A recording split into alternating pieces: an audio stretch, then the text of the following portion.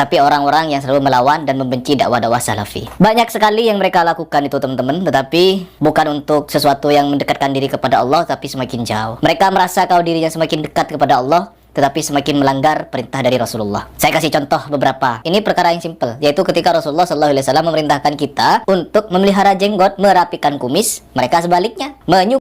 Assalamualaikum warahmatullahi wabarakatuh. Ada satu pembahasan yang diusung atau diungkap oleh Harry Pras, tiada lain tiada bukan tentang masalah mencukur jenggot. Saya kok berpikir Mas Harry Pras kurang begitu memahami ya tentang masalah konteks hadis, dan juga para pakar dalam bidang fikih memahami tentang masalah hadis yang orientasinya terhadap hukum mencukur jenggot, sehingga ada perbedaan, kata Harry Pras, ketika mereka menghina masalah jenggot, tapi kalau orang Wahabi tidak mencukur jenggot. Itu yang menjadi perbedaan. Seakan-akan yang saya amati apa yang disampaikan Harry Pras, bahwa yang namanya jenggot itu tidak boleh dicukur, dan itu merupakan sebuah perintah dari baginda Nabi Muhammad SAW. Memang hadisnya seperti itu, tapi dalam konteks hadis itu para pakar fikih, para mujtahid, para imam madzhab al-arba'ah itu berbeda pandangan tentang istidlalul hukmi terkait dengan hadis tersebut, atau pengambilan hukum tentang masalah mencukur jenggot. Dan sebelum saya memutar video tersebut, bahwa kita ketahui para golongan salafi wahabi itu ya memang secara manhaj tidak sama. Mereka seringkali secara spesifik mengkaitkan hukum dengan beberapa kajian hadis secara lahiriah, tapi tidak memahami mekanisme bagaimana hadis tersebut dan bagaimana hadis tersebut tentang hukum yang keluar dari hadis tersebut. Untuk mengetahui hukum hadis, bagaimana substansi hadis itu tersebut menjelaskan apa dan hukumnya apa, perlu kita berpijak kepada pendapat para ulama. Jadi seperti itu. Sampai kapanpun ini tidak akan pernah terselesaikan, karena mereka tidak mau mengikuti manhaj yang saya sampaikan. Kita simak dulu Harry Pras ya. Tetapi orang-orang yang selalu melawan dan membenci dakwah-dakwah salafi. Banyak sekali yang mereka lakukan itu teman-teman, tetapi bukan untuk sesuatu yang mendekatkan diri kepada Allah, tapi semakin jauh. Mereka merasa kalau dirinya semakin dekat kepada Allah, tetapi semakin melanggar perintah dari Rasulullah. Saya kasih contoh beberapa. Ini perkara yang simple, yaitu ketika Rasulullah SAW memerintahkan kita untuk memelihara jenggot, merapikan kumis, mereka sebaliknya Satu poin kita temukan bahwa mereka dari golongan yang selain Wahabi, katakanlah Aswaja, melakukan pelanggaran perintah untuk membiarkan jenggot. Ini kan perintah, berarti secara otomatis ini merupakan satu tuduhan. Ketika seseorang mencukur jenggot kemudian dihukumi haram secara mutlak, ini kan tidak baik. Dan juga dari kalangan Aswaja tidak menyalahkan golongan salafi wahabi tanpa sebab. Pasti itu. Ketika menyalahkan salafi wahabi pasti ada sebab. Perlu kita ketahui.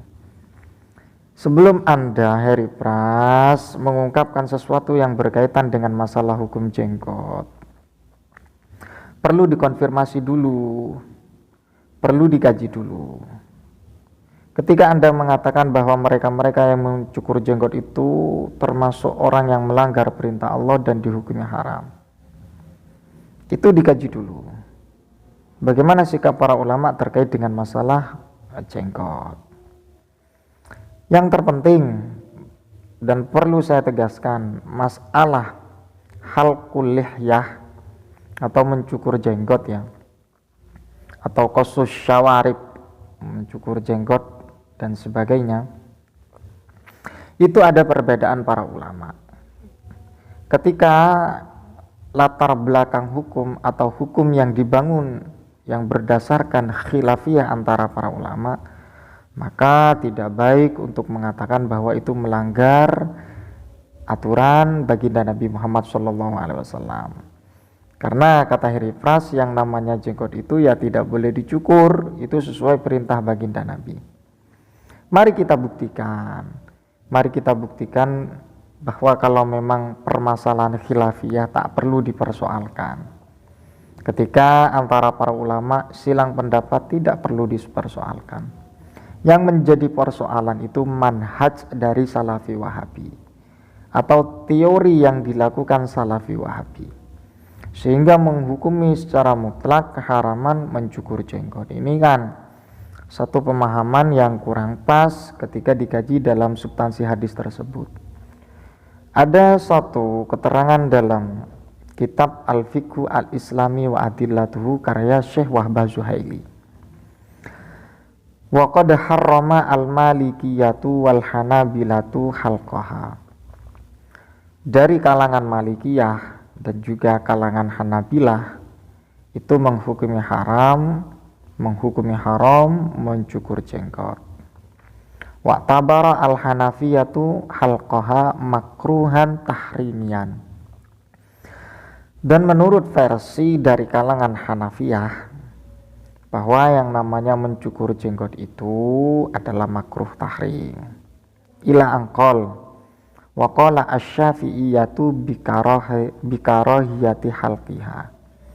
Faqad dzakara an-Nawawi annal ulama'a dzakaru asyra khisalin makruhatan fil lihyah.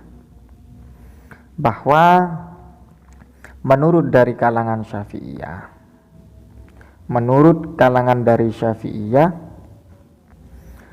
yang namanya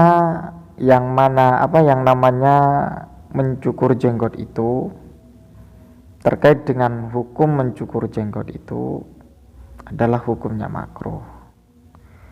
Dari ketiga madhab atau dari ketiga kalangan Malikiyah, Hanabilah, Hanafiyah, dan kemudian Syafi'iyah, itu ada silang pendapat. Ada yang mengatakan haram, ada yang mengatakan makruh tahrim, ada yang mengatakan makruh. Jadi yang menjadi persoalan itu ketika sikap Herifras seperti ini, sikapnya mengatakan bahwa itu sudah melanggar secara mutlak haram karena berdasarkan hadis bahwa Nabi memerintahkan untuk tidak mencukur jenggot atau membiarkan jenggot. Tapi substansi hadis tersebut sebagai penilaian para ulama, bukan ulama dari kalangan Wahabi ya. Kalau dari kalangan Wahabi itu sudah enggan dengan para pakar fikih, sudah enggan apa yang disampaikan oleh fuqaha. Jadi menurut versi dari kalangan fuqaha itu, yang namanya mencukur jenggot itu ada khilafiyah Pak ya. Jadi sangat tidak pantas sekali ketika Anda mengatakan cukur jenggot itu sudah melanggar aturan, sudah melanggar tuntunan baginda Nabi besar Muhammad SAW. Jadi seperti itu. Ya, perbedaan antara Wahabi dan Salafi itu tidak lain dan tiada bukan dalam teori saja. Manhajnya tidak sama.